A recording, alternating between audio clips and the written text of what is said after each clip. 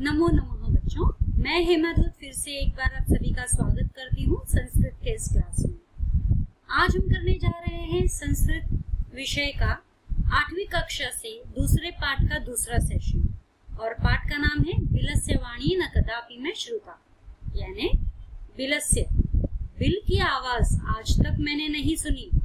Bill यानी गुफा। तो पिछले सेशन के अगर आपको बातें मेरी कहानी याद होगी तो मैंने आधी कहानी पिछले सेशन में की थी और आधी कहानी मैं इस सेशन में करने वाली हूँ और इसके साथ ही हम शब्दार्थ पूरी तरह से शब्दार्थ भी करेंगे।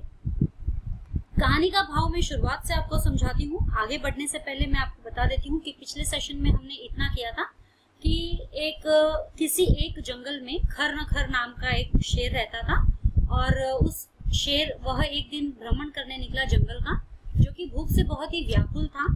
शाम होते होते, सूर्यास्त होते होते उसे कोई प्राणी नहीं मिला खाने के लिए, किंतु वह एक बड़ी गुफा के सामने आकर बैठ गया। उसने सोचा कि शाम को जरूर कोई ना कोई इस गुफा में आता होगा, तो क्यों ना यही छिप कर बैठ जाता हूँ, तो जैसे ही कोई प्राणी आएगा मैं उसे खा लूंगा।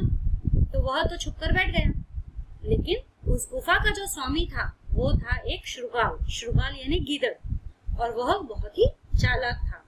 जब वो आया शाम को, थोड़ी देर बाद, जैसे ही शेर अंदर गया, थोड़ी देर बाद जब वो आया तो उसने देखा कि यहाँ कुछ पैरों के निशान है गुफा के सामने। तो ये पैरों के निशान जो है अंदर जाने के लिए है, लेकिन बाहर आने के लिए नहीं है। उसने इतना देखा और ये भी पता चल गया उसे कि ये शेर के पैरों के निशान है, लेकिन पता कैसे करे कि शेर अंदर है या नहीं है। तो उसने सोचा कि क्यों ना मैं गुफा से बात करूं और देखूं गुफा मुझे क्या जवाब देती है।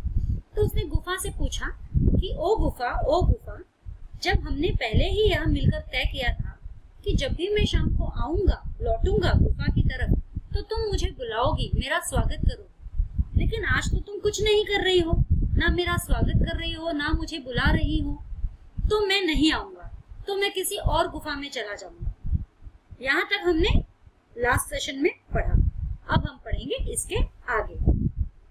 बहुत ही मजेदार है, देखिएगा जरूर आगे। अथ एतच्छ्रुत्वा सिंह अचिन्तयत नूनमेषा गुहास्वामिनः सदा समाह्वानः करोति। तो अथ यानी यह देखकर, यह सुनकर सिंह जो है वह सोचने लगा कि जरूर, अचिंतयत यानी सोचना, नूनमेषा गुहा स्वामीन यानी कि अवश्य ही ये जो गुहा है ये अपने स्वामी को सदा ही सामने देखकर आह्वान करती होगी, यानी सामने देखकर उसे आवाज देती होगी। समाह्वान यानी कि सामने देखकर आह्वान करना यानी बुलाना, करो। परंतु मत भयात न किंचित वदति, लेकिन शायद ये गुफा मेरे भय से, मत भयात यानी मेरे भय से कुछ नहीं बोल रही होगी, वदति यानी बोल रही, किंचित यानी कुछ नहीं। तो यह सिंह सोचने लगा कि हो सकता है यह गुफा रोज उसे बुलाती हो, लेकिन आज क्योंकि मैं यहाँ हूँ तो मेरे भय के कारण वह उसे आवाज नहीं दे रही होगी। अथवा साध्वीत्वम उच्यते, तो किसी ने जो कहा है वो सच ही कहा है। साध्वीदम यानी यह सच ही है। ये जो कहावत है, ये कहावत सिंह सोच रहा है, बोल रहा है। भय संत्रस्त मनसा, भय यानी डर। डर जो है इंसान के मन को बहुत ही कमजोर बना देता है। भय संत्रस्त मनसा हस्तपादिकाः क्रियाः, और भय जो है मन को ही नहीं, हमारे हाथ पैरों की क्रिया को भी कमजोर कर देता है।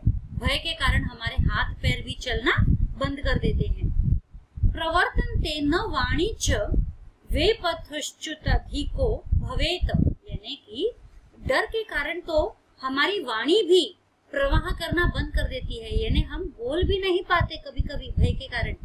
यदि जंगल में हम जाएं और अचानक से शेर सामने आ जाए तो हम क्या करें, हम कुछ नहीं समझ पाएंगे। तो प्रवर्तन्ते न वाणी यानी वाणी भी मुख से नहीं निकलती है।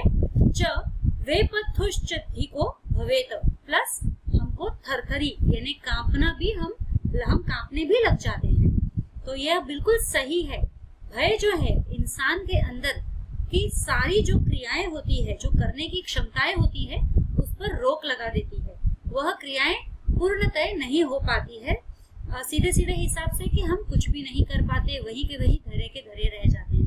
तो सिंह जो सोच रहा है वो कदाचित सही सोच रहा है कि गुफा उससे भयभीत है, इसलिए गुफा बोल नहीं पा रही है, गीदड़ को बुला नहीं पा रही है।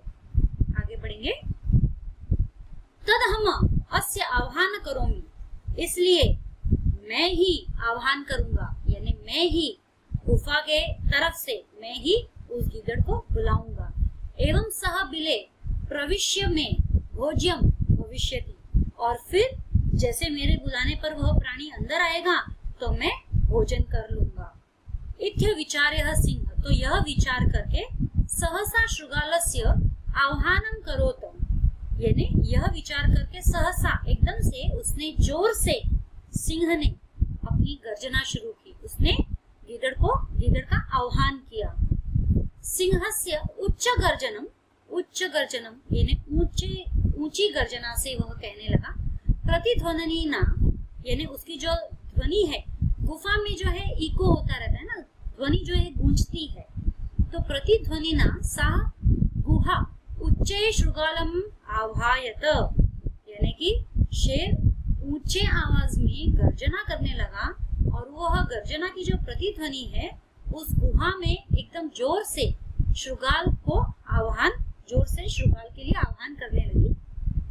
अनेन अन्येपि पशवः भयभीता, तो सिंह की यह गर्जना सुनकर जितने भी पशु पक्षी बाहर थे, अन्य पशु पक्षी, वे सब भी भयभीत होकर चले गए, भाग गए, उड़ गए। पशवः यानी अन्येपि पशवः यानी कि दूसरे भी जो पशु पक्षी थे, ते भयभीताः अभवनः, भयभीत होकर उड़ गए, भाग गए, चले गए। शृगालोपि ततः दूर पलायमानः, तो शृगाल भी वहां से दूर भाग गया। इमं पठतः, और कहने लगा, क्या कहने लगा? अनागतम यह कुरुते च शोभते स शोच्यते यो न करोत्यनागतम् वनेत्र संस्थास्य समागता जरा बिलस्य वाणी न कदापि में श्रुता, यानी कि यदि किसी को दुख होता है और अनागतम यह कुरुते श शोभते, यानी कि अगर अचानक ही किसी को कोई दुख होता है और यदि वह दुख प्रकट करता है तो वह उसे शोभा भी देता है। स सोच्यते यो न करोत्यनागतम्, लेकिन यदि कोई भी बिना मतलब के कोई काम करके रखता है या आगे की सोचकर काम नहीं करता है तो वह उसका नसीब ही खराब है, वह कुछ काम के ही नहीं होते हैं। तो लेकिन यहाँ तो कुछ उल्टा ही हो गया है। वनेत्र संस्थमस्य समागता जरा, इस वन में रहते रहते मैं बूढ़ा हो गया हूँ। वनेत्र संस्थस्य समागता जरा, संस्थस्य यानी यहाँ रहते रहते मैं बूढ़ा हो गया हूँ, लेकिन आज तक बिलस्य वाणी न कदापि में श्रुता, आज तक मैंने कभी भी किसी भी बिल की वाणी मैंने नहीं सुनी, किसी भी गुफा को आवाज देते हुए मैंने नहीं सुना। तो यह तो उसका एक प्लान था। इस प्लान की तरफ से शेर को तो समझा नहीं, शेर ने तो आवाज दे दी और वह भाग खड़ा हुआ, क्योंकि आज तक इस पूरी जिंदगी में मैंने कभी भी शेर की आवाज ही नहीं सुनी है। तो वो जो पढ़ने लगा था वो मैं इस तरह से आपको पढ़कर सुनाती हूँ। जो अनागत अर्थात भविष्य में आने वाली संभावित विपत्ति के निराकरण का उपाय करता है वह संसार में शोभा पाता है। ऑफकोर्स अगर हमारे सामने कोई भी तकलीफ आती है और हम उसका उपाय करते हैं तो हम उसकी शोभा ही पाएंगे कि हमने मुकाबला किया, सामना किया। जो आने वाले कल आपदा के बचाव का उपाय नहीं करता है वह इंसान दुखी होता है, और जो सोचता ही नहीं है आने वाले कल के लिए, अगर कि आने वाला कल कोई दुख हमें ला सकता है, उसका कोई उपाय ही नहीं करेगा तो वह दुखी होगा इंसान। और यहाँ वन में रहते हुए मेरा बुढ़ापा आ गया, यहाँ वन में रहते रहते मेरा बुढ़ापा आ गया, परंतु मैंने कभी भी बिल की आवाज नहीं सुनी। ये है इस 4 लाइनों का अर्थ। आगे बढ़ते हैं। अब हमारे शब्दार्थ यहाँ से शुरू हो गए, हमारे चैप्टर जो है वो खत्म हो गया है। स्टोरी किशमिशिंत यानी किस्मिना चितः यानी किसी वन में, क्षुधार्त यानी क्षुधा और आर्तः यानी भूख से व्याकुल, अंतरे बीच में, निगूढ़ो भूत्वा, छिपकर, निगूढ़ो भूत्वा यानी छिपकर। सिंह पद पद्धति यानी शेर के पैरों के चिन्ह। रवः यानी शब्द, आवाज। यावत तावत जब तक तब तक। समयः शर्त। बाहत बाहर से। यदि तरही अगर तो, यदि यानी अगर, तरही यानी तो।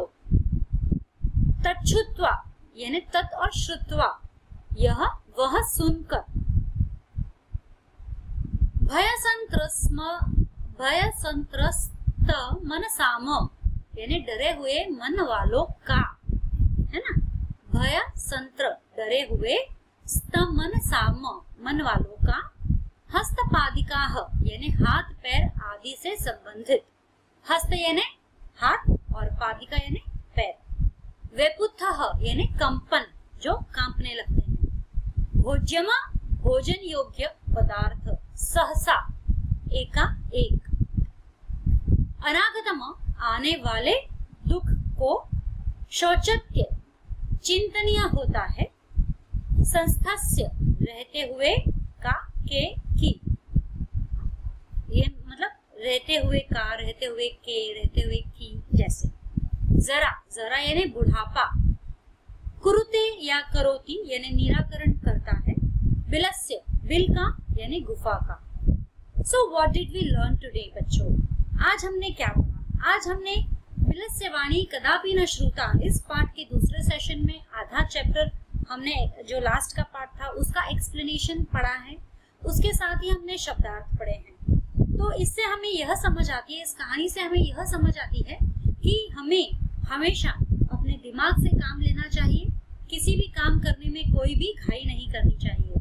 शृगाल ने दिमाग से काम लिया, उसने सोच विचार करके एक प्लान बनाया था, एक उपाय किया था। लेकिन शेर ने कुछ नहीं सोचा, बिना सोचे ही उसने गर्जना कर दी। यह उसने सोचा ही नहीं कि कभी गुफा भी बोल नहीं सकती है। यह अगर वो सोचता तो वो नहीं बोलता, और नहीं बोलता तो शायद शृगाल अंदर आ जाता और वो उसे खा लेता, शेर उसे खा लेता। किंतु उसने नहीं सोचा। इसीलिए यह कहा गया है कि हमेशा हमें सोच विचार करके ही हमारे कोई भी काम करने चाहिए। बिना सोच विचार करके किए हुए काम में हमेशा हमें नुकसान ही होता है। तो इस तरह से ये हमारी कहानी का तात्पर्य है, और मैं आशा करती हूँ आप सभी को समझ में आया होगा। शब्दार्थ वाले शब्द अंत में दिए गए हैं सारे, पहले सेशन में नहीं दिए थे, तो ये आप इसमें से लर्न कर सकते हैं या वापस से रिफर कर सकते हैं अपने टेक्स्ट को।